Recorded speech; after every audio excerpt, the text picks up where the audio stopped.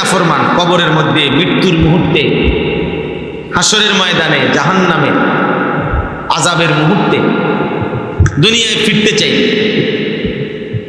রব্বির জিউন, আল্লাহ আমাকে কিছু সময়ের জন্য দুনিয়ায় ফেরত দেন। ফারজি'না না'মাল সালিহান, আল্লাহ আমাকে দুনিয়ায় ফেরত দেন, আমি নেক আমল করি। ফায়াকুলা রব্বি লাউলা আখখারতানি ইলা আজালিন করিব ফাআসাদদাকা ওয়া আকুম মিনাস সালিহিন। আল্লাহ বলে মৃত্যুর মুহূর্তে নাফরমান বলবে, আল্লাহ একটু সময়ের জন্য সুযোগ দেন, আমি নেক আমল করব, দান সাদাকা করব। কোরআনুল কারীমের মধ্যে আছে ওয়া আনদিরিন নাসা ইয়াওমা ইয়াতিহিমুল আযাব, আপনি মানুষকে হাসরের দিনের আযাবের ভয় দেখান। ফায়াকুলুল লাযীনা যালামু, সেদিন হাসরের দিন জালেম পাপীরা বলবে, রব্বানা আখিরনা ইলা আজালিন করিব, আল্লাহ একটু সময়ের জন্য সুযোগ দেন দুনিয়ায়, আবার দেন দুনিয়ায়। নুজিব দাওয়াতাকা ওয়া নাত্তাবি'র রুসুল, আপনার সব কথা শুনে নেব, মেনে নেব এবং রাসূলদের কথাও অনুসরণ করব। কোরআনুল কারীমের মধ্যে আছে জাহান্নামী বলবে, রব্বানা আখরিজনা না'মাল সালিহান গায়রাল্লাযী কুন্না না'মাল, আল্লাহ আপনি আমাকে আরেকবার দুনিয়ায় ফেরত যেতে, তাহলে আমি যে আমলগুলো করি নাই তা করব। এইভাবে অনেক আয়াত, এই অনেকগুলো আয়াত বললাম আমি, যে কয়টা আমার মনে আছে। তাহলে এরকম বহু আয়াত আছে যেখানে আল্লাহ তাআলা এই কথা বারবার বলছেন। প্রত্যেক বেআমল, নাফরমান, বেনামাজি, গুনার মধ্যে ডুবা মানুষ মৃত্যুর মুহূর্তে কবরে, হাসরে, আখিরাতে, পরকালে সে বারবার বলবে, আল্লাহ একটু সময় দেন, একটু সময়। কিন্তু ফিরতে চাইবে, কিন্তু ফিরতে পারবে না, আর কোনোদিন ফিরতে পারবে না। এই জন্য আল্লাহ তাআলা দুনিয়াতে বলতেছেন হায়াত থাকতে, বান্দা আমি তোমার সামনে মাঝে মাঝে মুসিবত, পেরেশানি, অ্যাক্সিডেন্ট, দুর্ঘটনা, রোগ, সুখ, আযাব, গজব মাঝে মাঝে অল্প স্বল্প দেখাই, যেন এখন দেখে ফিরতে পারো। সেদিন তো তুমিই ফিরতে চাইবা, আমি আর ফিরতে দেব না। আজ আমি চাচ্ছি তুমি ফিরে আসো, আমি চাচ্ছি। ইয়া ইবাদিয়াল্লাযীনা আসরাফু আলা আনফুসিহিম লা তাকনাতু মির রাহমাতিল্লাহ, আল্লাহ বলেন আমার বান্দা হতাশ হয়ো না, গুনাহ অনেক হয়েছে, অসুবিধা, আমার কাছে আসো, আমি মাফ করে দেব, আমার কাছে আজ আমি ডাকছি। ইয়া আইয়ুহাল্লাযীনা আমানু তুবু ইলাল্লাহি তাওবাতান নাসুহা, হে ঈমানদারগণ তোমরা তোমাদের রব আল্লাহর নিকটে পূর্ণভাবে তওবা, আল্লাহ পাকের কোনো আমল কাজের মধ্যে জুলুম হইতে পারে। ইন্নাল্লাহা লা ইয়াযলিমু মিসকালা যাররা, নিশ্চয়ই আল্লাহ তাআলা এক যাররা জুলুম করেন না। আল্লাহ কোরআনে নিজে বলেন, ইউরিদুল্লাহু বিকুমুল ইউসরা ওয়া লা ইউরিদু বিকুমুল উসরা, আল্লাহ বলেন আল্লাহ তোমাদের ব্যাপারে যা সহজ সেটাই চান, যা কঠিন কষ্টকর তোমাদের জন্য আল্লাহ মোটেই সেটা চান না। মা জাআলা আলাইকুম ফিদ-দীন মিন হারাজ, আল্লাহ তোমাদের উপরে দ্বীনের ব্যাপারে কোনো হারাজ, পেরেশানি, মুসিবত চাপিয়ে দেন নাই, এমন আল্লাহ নিজে, আল্লাহ ওয়াদা দিয়েছে কোনো কষ্ট, পেরেশানি আমি তোমার উপরে চাপিয়ে দেব, সব সহজ। আমি বুঝ করেই দিছিলাম, বুঝ করেই দিছি, আমি আল্লাহ তাআলা বুঝ করেই দিছি। তাইলে আমাদের এই কথা ইয়াকিন রাখতে হবে যে আমার উপরে আল্লাহ তাআলা যখন যে অবস্থায় যা আছি তা আমার জন্য আখের কল্যাণ। আসা আন তাকরাহু শাইআন ওয়া হুয়া খায়রুন লাকুম, আল্লাহ বলে তোমরা অনেক কিছুকে অপছন্দ করো, তোমাদের জন্য ক্ষতিকর, এটা না হলে ভালো হইতো। আল্লাহ বলে না, অহুয়া খাইরুল্লাহ, সেটাই তোমাদের জন্য খায়ের, কল্যাণ। তুমি যেটাকে অপছন্দ করছো। ওয়া আসা আন তুহিব্বু শাইআন ওয়া হুয়া শাররুন, অনেক কিছু এমন আছে যা তুমি খুব পছন্দ করো, এটা হলে খুব ভালো হতো। আল্লাহ বলে না, ওয়া হুয়া শাররুন লাকুম, অথচ আমি আল্লাহ জানি সেটা তোমাদের জন্য অকল্যাণ, সেটা তোমাদের জন্য ক্ষতি। তাইলে আমরা আমাদের বুঝে আমাদের ভালো মন্দ আমরা যদি সিদ্ধান্ত নেই, কোনোদিনও আমরা সফল হব, বরং নিজেকে আল্লাহর হাতে তুলে দাও। আর তাওয়াক্কুল মানে তাফওয়িযু জামিউল উমুর ইলাইহি। তাওয়াক্কুল কাকে বলে? ওয়া আলা রাব্বিহিম ইয়াতাওয়াক্কালুন, আল্লাহ তাআলার উপরে তাওয়াক্কুল বান্দার সিফাত, মুমিনের সিফাত। অর্থ কি? অর্থ হলো নিজের সব বিষয় আল্লাহর নিকট সঁপে দাও। তাফওয়িজ জামিউল উমুর, সব বিষয় আল্লাহর হাতে সুপুর্দ করো। লাউ তাওয়াক্কালতুম আলাল্লাহ হাক্কা তাওয়াক্কুলি লারাযাকাকুম কামা ইয়ারযুকুত তাইর তাগদু খিমাসান ওয়া তারুহু বিতান। নবী সাল্লাল্লাহু আলাইহি সাল্লাম বলেন, যদি তোমরা প্রকৃত অর্থে আল্লাহর উপরে তাওয়াক্কুল করতে পারতে, আল্লাহ পাখিকে যেভাবে প্রতিদিন রিজিক দেয়, তোমাদেরও আল্লাহ তাআলা সেভাবে রিজিক দিতেন। এক পাখি যেভাবে ভোরবেলা তাগদু মানে ভোরবেলায় বের হয়, হুদু খিমাসান ক্ষুধার্ত পেটে, তারুহু বিতানান সন্ধ্যাবেলায় ফিরে আসে ভরা পেটে। ভরা পেটে সকালে যায় ক্ষুধার্ত পেটে, আর সন্ধ্যাবেলা হইতে হইতে ফিরে আসে কি? ভরা। আল্লাহ তার রিজিক ঠিকই ব্যবস্থা করে তোমাদেরকে আল্লাহ তাআলা দিতেন, যদি আল্লাহর উপরে তাওয়াক্কুল।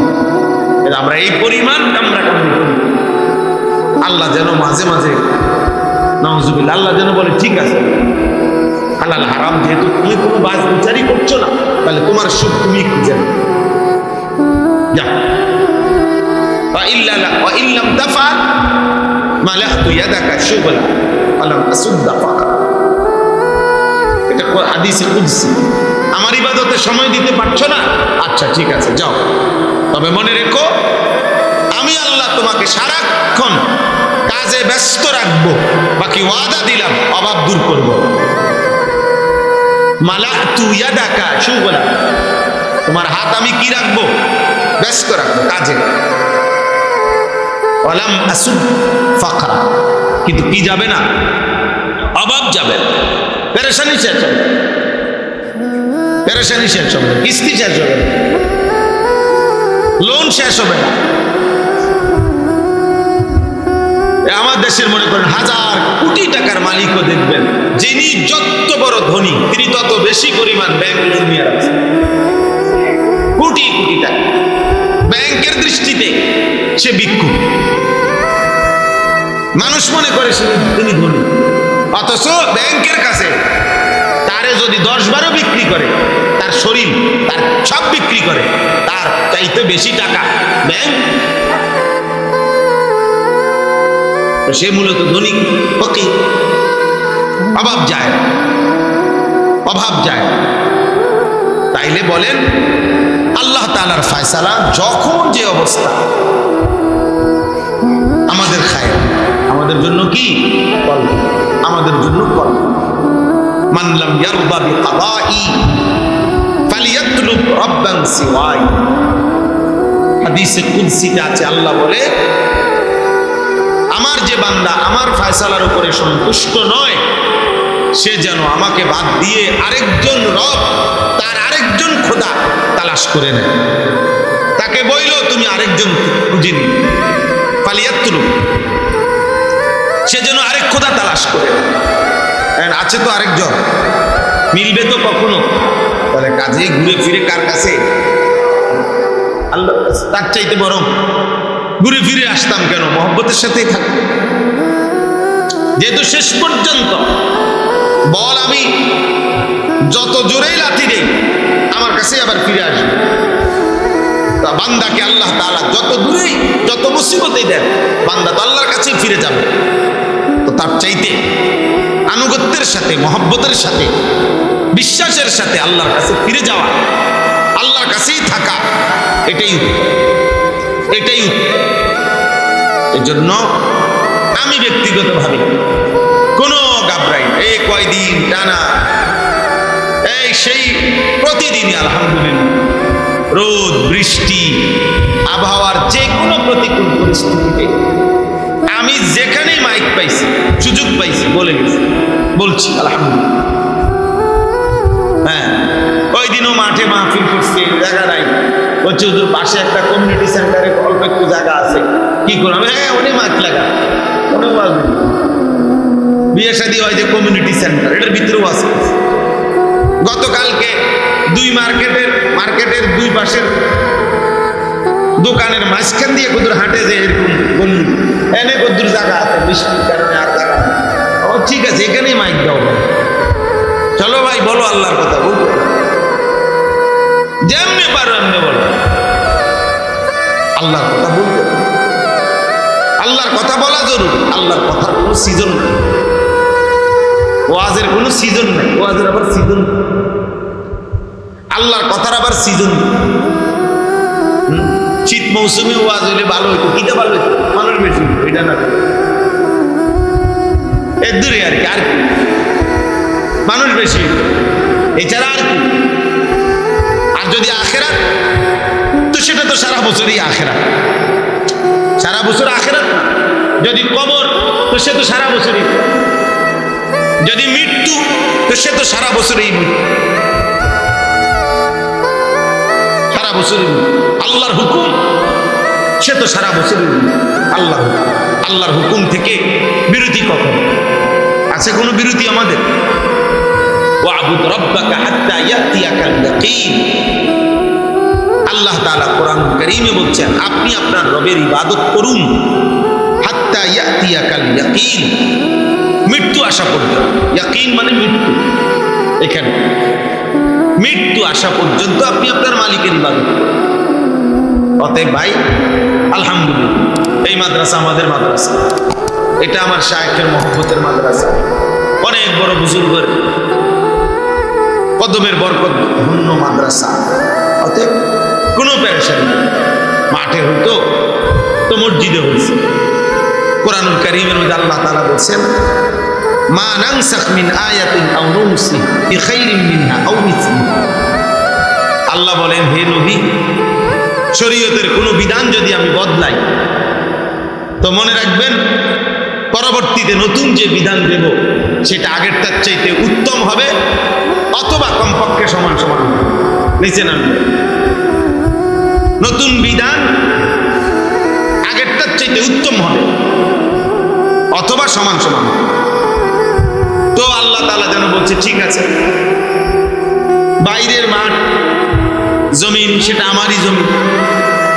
হুয়াল্লাযী জাআলা লাকুমুল আরদা যালুলান আলাম নাজআলিল আরদা মিহাদান ওয়াল আরদা ফারাশনাহা।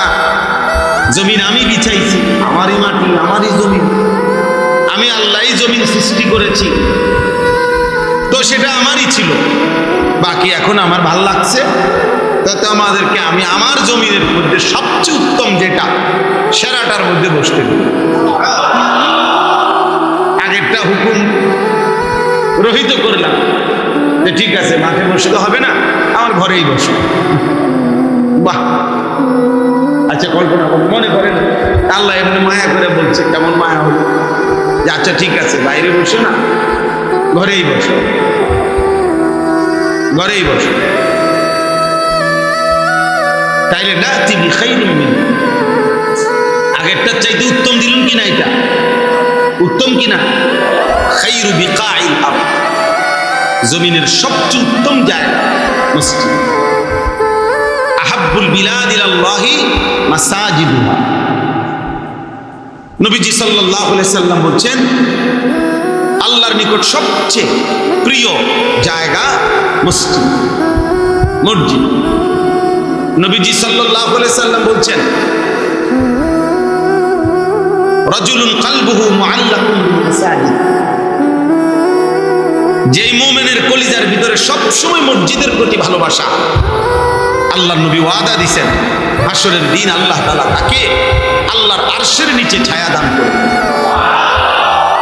আল্লাহর আরশের নিচে যারা ছায়া পাবে তন্মধ্যে একদল ওই ব্যক্তি যারা দিলের মধ্যে মসজিদের প্রতি ভালোবাসে।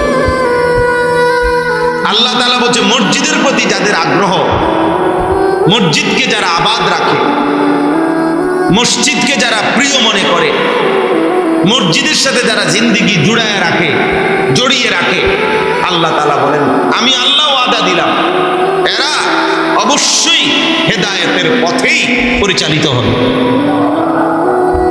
ইন্নামা ইয়ামুরু মাসাজিদাল্লাহ মান আমানা বিল্লাহ ওয়াল ইয়াউমিল আখির ওয়া আকামুস সালাহ ওয়া আতাবুজ যাকাহ ওয়া লাম ইয়াখশা ইল্লাল্লাহ ফাআসা উলাইকা আন ইয়াকুনু মিনাল মুহতাদিন।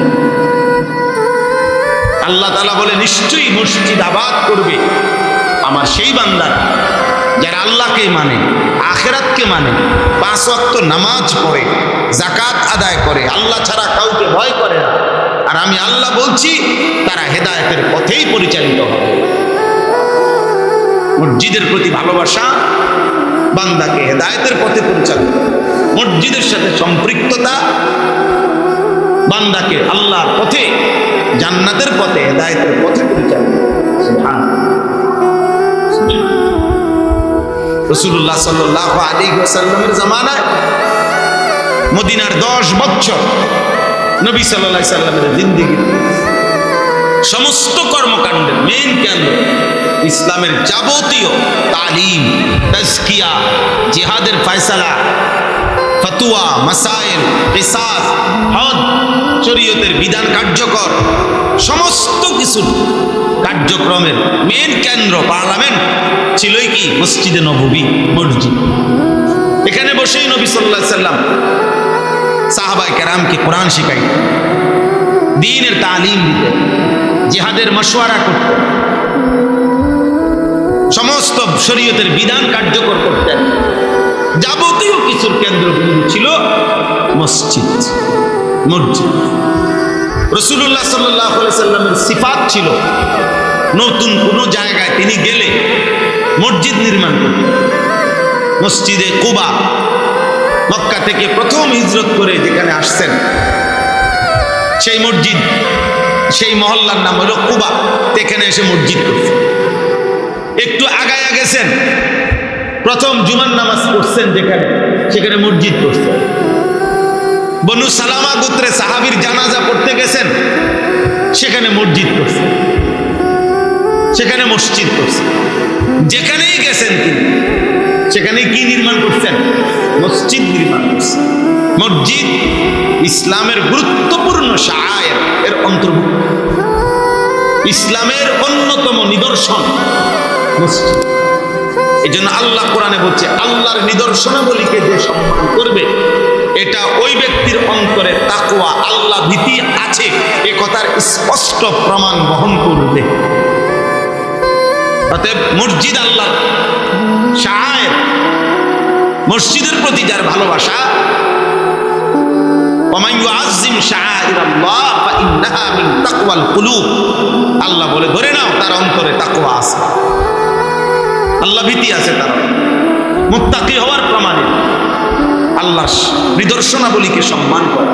তন্মধ্যে মসজিদ, তার মধ্যে মসজিদ ফি বুয়ুতিন আযিনাল্লাহু আন তুরফা ওয়া ইউযকারা ফিহা ইসমুহু। আল্লাহ তাআলা বলেন মসজিদ এই ঘরগুলো যেখানে আমি আল্লাহ তাআলা চেয়েছি বান্দা আমার নাম বুলন্দ করবে, আমাকে স্মরণ করবে, সকাল সন্ধ্যায় আমি আল্লাহকে ডাকবে। মসজিদ ওমান আযলামু মিম্মান মানাআ মাসাজিদাল্লাহ, আল্লাহ বলে মসজিদে আসতে যে বাধা দান করে, আল্লাহ তাআলা বলছে তার চাইতে বড় জালেম আর কেউ হইতে পারে না। ওই জালেম, তাই বন্ধু নামের যে শয়তান তোমারে মসজিদে আসতে দেয় না, ওই জালেম। বন্ধু নামের অসৎ, নামাজের ওয়াক্ত জামাত চলতেছে, সঙ্গী নামের এই শয়তান হাজারো যুবককে মসজিদ আসতে ভুলেও বলে আজলাম, নিকৃষ্ট জালেম, নিকৃষ্ট পাপ। এতগুলো মনে হইল আর মসজিদে বসার কারণে কোরআনুল কারীমের কত আয়াত আল্লাহ তাআলা কোরআনুল কারীম মসজিদের মধ্যে, মসজিদ আল্লাহ তাআলা কোরআনুল কারীমের মধ্যে বলছে। এইখানে এখন আমরা শোনাচ্ছি মসজিদে হারাম,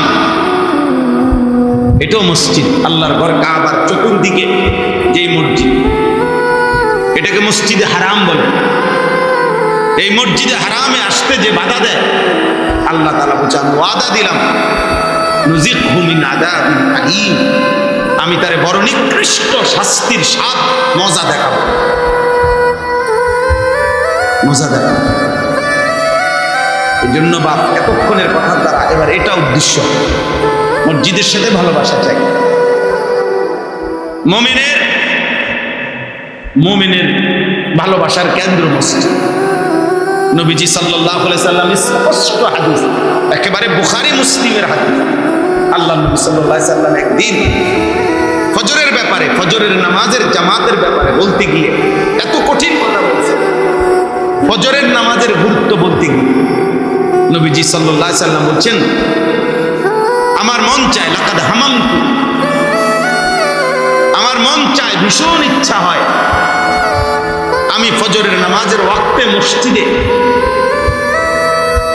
নামাজের একামতের টাইম হলে একজনকে একামত দেওয়াইয়া আমার একজন সাহাবীকে ইমামতি করতে বলি, আর আমি নিজে কিছু লোক নিয়ে লাকড়ির মধ্যে আগুন ধরাইয়া সরাসরি ওই ঘরগুলোতে যেতে মন চায় আমার, যে ঘরগুলোর পুরুষ কোনো কারণ ছাড়া মসজিদের জামাতে আসলো না। আল্লাহ নবী বলেন আল্লাহর কসম আমার মন চায় লা উহাররিকান্না আলাইহিম বুয়ুতাহুম বিন্নার, আমার দিল চায় আমি তাদেরকে, তাদের ঘর সহ, তাদেরকে সহ আগুনে পুরাইয়া জ্বালাইয়া ফেলি। যা বেঈমান, পুড়ে যা, নাফরমান। ফজরের ওয়াক্ত চলে যায় অথচ মসজিদে যাইতে তোমার ইচ্ছা নাই, যা তোর দুনিয়াতে থাকারই দরকার যা। যিনি রাহমাতুল লিল আলামিন, যিনি উম্মতের জন্য সারা রাত কাঁদে, 23 বছর যিনি কাঁদছেন, এত কান্না, এত চোখের পানি যা, তিনি বলতেছেন আমার সেই আমি রাহমাতুল লিল আলামিন, সেই আমি বলতেছি আমার মন চায় মসজিদের জামাতে যে আসে না তারে ঘর শুদ্ধা জ্বালায় না। লা উহাররিকান্না বুয়ুতাহুম, লা উহাররিকান্না আলাইহিম বুয়ুতাহুম, মানে ঘরের আইক্কা তাদের উপরে আগুন লাগায় না। আমাদের মাদ্রাসার ছাত্ররা এটা বুঝে, লামে তাকিদ বা নুনে তাকিদ সকিলা, সর্বোচ্চ আরবি ভাষায়, আরবি ব্যাকরণে সর্বোচ্চ আধিক্য তাকিদ বুঝায়, গুরুত্ব বুঝায় যে শব্দ দিয়া, ওই শব্দটা নবী এখানে ব্যবহার করেছে। আরবি ভাষার গ্রামারের প্রিয় ভাই, মসজিদের গুরুত্ব নবী সাল্লাল্লাহু আলাইহি সাল্লাম এভাবে দিয়েছেন। মসজিদের ভালোবাসার মানুষকে আল্লাহ নবী আরশের ছায়ার সুসংবাদ দিয়েছেন। কি আসছে, মসজিদ থেকে বিমুখ, মসজিদের জামাত থেকে বিমুখ মানুষগুলোকে আল্লাহ নবী পুরাইয়া দিতে চাইছে দুনিয়াতে। তাইলে আমার ভয় লাগে যে নাফরমান ফজরের নামাজে দিনের পর দিন আসলো না, 365 দিন। আমি প্রতিদিন একবার এটা বলি, আমার কাছে পৃথিবীতে সবচেয়ে আশ্চর্য বস্তু, আমার যদি কেউ বলে পৃথিবীতে সবচেয়ে অবাক করা বিষয় কি, আমার কাছে সব সময় মনে হয় 365 দিনে একটি বছরে যেই নাফরমান মুসলিম পরিচয় দিয়েও কোনোদিন ফজরের নামাজ পড়লো না, আমার কাছে ওরে মনে সবচেয়ে বড় জানোয়ার, সবচেয়ে বড় জানোয়ার, সবচেয়ে বড় জানোয়ার, সবচেয়ে বড় জানোয়ার। এবং আমার কাছে সবচেয়ে বড় আশ্চর্য বস্তু মনে হয় এই জানোয়ার পৃথিবীতে ঘুমায় কেন? ও মানুষের বাচ্চা কেমনে, মুসলমানের বাচ্চা? ওরে আল্লাহ বুলাই দিল এইভাবে কে? তার কপালে বুঝি একটা মানব জুটলো না যে তারে 1 বছরে একটা বার কেউ বলবে না এরে আব্বা মুসলমান কেমনে প্রতিদিন ফজরের নামাজ না পড়ে ঘুমায়, একদিনও ওঠে না, এটা কেমনে রে কুলাইলি রে আব্বা?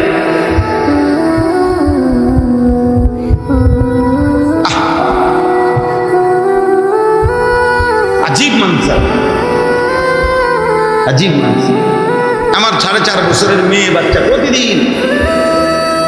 প্রতিদিন ফজরের সময় ভাই আমার সাথে নয়, আমার বিবি উঠে যায়, আমি প্রায় দিন আবু আমরা উঠছেন কেন, আমরা উঠছি কেন, এই জন্য সে ও তোর নামাজ পড়ে না, ওকে বুঝে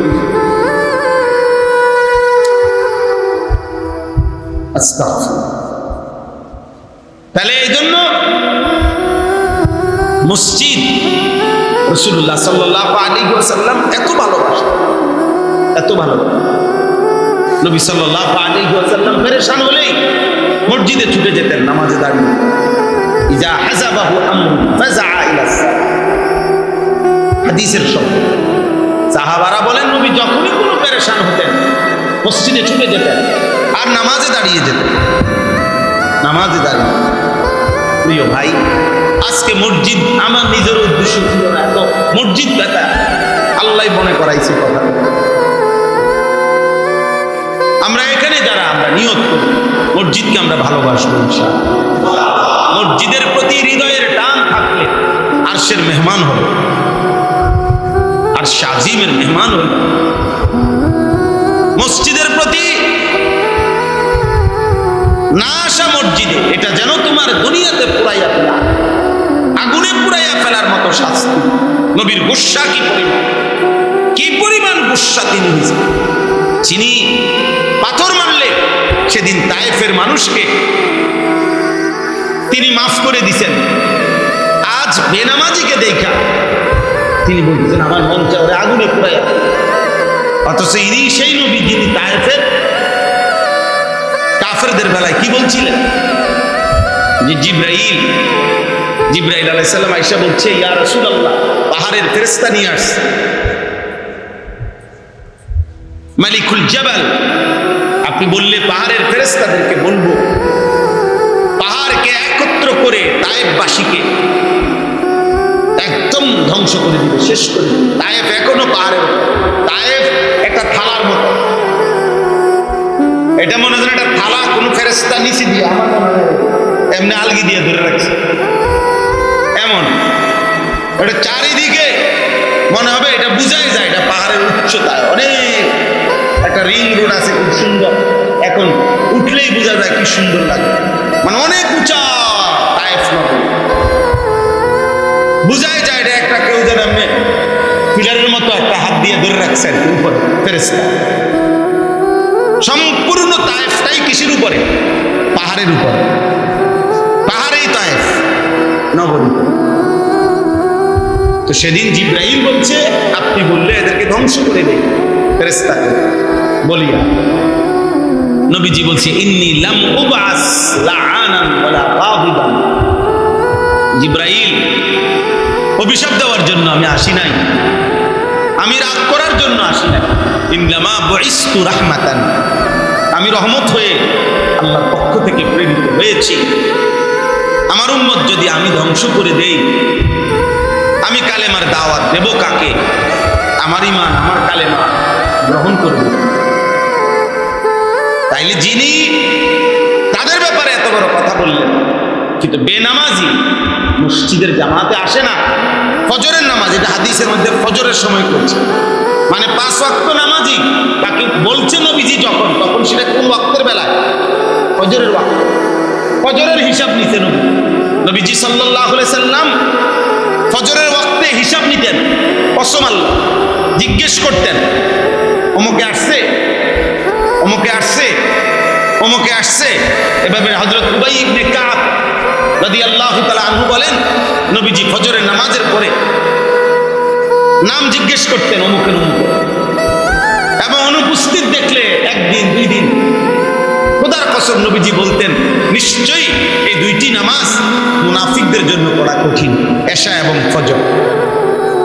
এটা বলে ওরে কি বুঝাইতে চাইতেন? আর বুঝার কিছু বাকি? অনুপস্থিত ব্যক্তিকে কি বলতে চাইতেন? কথা বলে না, মানে যখন তাকে দেখতেন না দুই দিন তিন দিন, তো বলতেন নিশ্চয়ই মুনাফিকদের জন্য এই দুইটি নামাজ এশা এবং ফজর পড়া কঠিন। তাহলে এই কথা কেন বলতেন? তাহলে ওই ব্যক্তিকে তিনি কি বুঝাইতে চাইতেন? আর বুঝার কোনো বাকি? বলো ভাই। এবং সেখানেই বলছেন, লাউ ইয়ালামুনা মা ফীহিমা লাআতাউহুমা ওয়ালাউ হাববান। এশা এবং ফজরের নামাজ কি পরিমাণ নেকি হয়, উম্মত যদি তোমরা বুঝতা, তাহলে তোমাদের যদি পাও না থাকতো, হাঁটার শক্তিও না থাকতো, তাহলে কনুই এবং হাঁটুর মধ্যে ভর দিয়া বাচ্চা যেভাবে হামাগুড়ি দেয় হাঁটার আগে, তোমরা এভাবে হলেও ফজর এবং এশার জামাতে মসজিদে আসতে চেষ্টা করতে। বলো ভাই, তোমরা নিয়ত করো যে জীবন দিয়া হইলো ফজরের নামাজ পড়বো ইনশাআল্লাহ।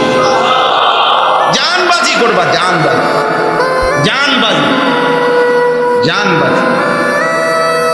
মোবাইলের ঘড়িতে অ্যালার্ম দেয়, 5টা অ্যালার্ম দেওয়া যায়, একটা মোবাইলে 5টা অ্যালার্ম দেওয়া যায়। এই যে এই অ্যালার্ম দেয়, এই যে আমার আছে 4:30, 4:40, 55তে জানা অ্যালার্ম, আর 5টা দেওয়া, একটু আগের থেকে দেয়। আমার বাসায় আমার 2টা ঘড়ি আছে, অ্যালার্ম ঘড়ি আছে, সিস্টেম করে নিচ্ছি 2টা অ্যালার্ম, একটা মাথার কাছে, একটা ওই ওয়ার্ড্রপের উপর। এটা যদি বন্ধ করে লাই, এটা যাতে না হয়। বুঝলেন? আমার মেয়ের রুমে আলাদা ওয়ার্ড্রপ, আরে অ্যালার্ম ঘড়ি আছে, বিবির মোবাইলে আলাদা আলাদা অ্যালার্ম দেওয়া। না উঠতে যাইবে, আমাকে উঠতেই হবে নাকি? বিকল্প তো কোনো সুরত নাই, এটা তো নফল না। আরেক বেলায় ফুসাইয়া দিন, আজকে দিতে পারছি না, সামর্থ্য নাই, এরকম। এটা তো ফরজ না, এটা আরেক বেলায় পুষাই দিলে হবে। জোহরের নামাজের সময় আরো 20 রাকাত নফল করে নিলে চলবে তো। মাগরিবের পরে আরো 12 রাকাত নফল করে ফেললে চলবে। ফজরের আশ্চর্য মিয়া, হযরত ওমর রাদিয়াল্লাহু তাআলা আনহুর জামানা সুলাইমান ইবনে হাসমা একজন তাবিঈর নাম। ওমরের জামানা, ওমর রাদিয়াল্লাহু তাআলা আনহু খলিফা। তো ওনার মসজিদে নববীতে ওই তাবিঈ সবসময় উনি ফজরের নামাজ পড়ে। একদিন ফজরের নামাজের ওয়াক্তে ওমর রাদিয়াল্লাহু তাআলা আনহু ওনাকে দেখে নাই। তো ওমর রাদিয়াল্লাহু তাআলা আনহু একটু পরে যখন আলো ফুটছে, তো বাজারে যাচ্ছিলেন। ও বাজারে যাওয়ার পথে হলো ওনার বাসা, মানে ওনার ঘর। কিতাবে আছে স্পষ্ট, ওমর রাদিয়াল্লাহু তাআলা আনহু ওনার মাকে ডাক দিছে, শিফা ওনার মান ছিল, কিতাবে আছে। বলছে তোমার সন্তান কোথায়? আজকে ফজরে দেখলাম না। জিজ্ঞেস করছে, তো ওনার আম্মা বলছে, আমিরুল মুমিনিন, আমার সন্তান রাত্রি এই পরিমাণ লম্বা সময় তাহাজ্জুদ করছে আজকে, যার কারণে ফজরের আগ মুহূর্তে তার প্রচন্ড ঘুম চলে আসছে, যার কারণে মসজিদের জামাত ছুটে গেছে। হযরত ওমর রাদিয়াল্লাহু তাআলা আনহু বললেন, তাকে বলবে 1000 লক্ষ বার তাহাজ্জুদের নামাজ কোটিবার পড়ার চাইতে ফজরের জামাত কোটি গুণ বেশি গুরুত্বপূর্ণ। তাহলে সারা রাত উনি মোবাইল দেখছে, কথা বলে না, এ কারণে ঘুমাইছে, সারা রাত তাহাজ্জুদ করছে।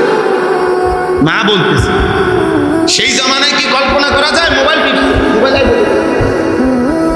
জুয়া খেলছে, নাচ গান করছে। তবুও ওমর রাদিয়াল্লাহু তাআলা আনহু ধমক, একদিনের অনুপস্থিতিতে ঘরে গিয়ে খবর, কি ব্যাপার, তোমার ছেলে ফজরের জামাতে দেখলাম না। এই জন্য ফজরের নামাজ মূলত হিসাবের নামাজ।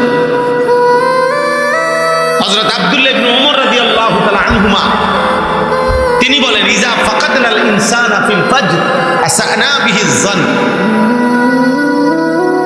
নবীজির সাহাবী আব্দুল্লাহ ইবনে ওমর তিনি বলতেন, নবীজির জামানায় আমরা যখনই কাউকে ফজরের নামাজে অনুপস্থিত দেখতাম, তার ব্যাপারে আমরা দুইটা ধারণা করতাম। কয়টা? হয় সে অসুস্থ, রোগাক্রান্ত, ভীষণ কোনো পেরেশানিতে আছে, আর নাই তো মুনাফিক, আর নাই তো হয়তো কোনো পেরেশানিতে আছে, আর নাই তো কি ভয়ঙ্কর কথা, কি ভয়ঙ্কর কথা। তিনি বলেন আমরা বুঝে নিতাম, তো অসুস্থ হলে তো আমরা জানতাম। এখন যেহেতু অসুস্থ না, এখন তোমরা ভাই যুবক ছেলেরা বলো, প্রতিদিন ফজরের ওয়াক্তে তোমরা অসুস্থ থাকো, হ্যাঁ, তো তোমরা কেন পড়ো? বলো ভাই। 1450 বছরের ইসলামের ইতিহাসে এই প্রসঙ্গটা লম্বা করে বললাম। 1450 বছরের ইসলামের ইতিহাসে মুসলমানদের যাবতীয় বিজয়, সফলতা, কামিয়াবি, ইমানদারের সমস্ত বিজয়, সফলতা, কামিয়াবি মুসলিম জাতির সর্বদাই, সর্বযুগে, সর্বকালে, এমনকি কিয়ামত পর্যন্ত তিনটি আমলের উপরে ধারাবাহিকভাবে এক তালে, এই তিনটি আমলের ধারাবাহিকতার উপরে মুসলমানদের কামিয়াবি সর্বযুগ। কয়টি আমলের? 1 তাহাজ্জুদ, 2 ফজর, 3 দোয়া। এক কথায় সকালবেলার ইশরাকের ওয়াক্ত পর্যন্ত, আর রাত্রি গভীরের ভোর রাত্র থেকে শুরু করে ইশরাক, এই টাইমে মুসলমানের বিজয়।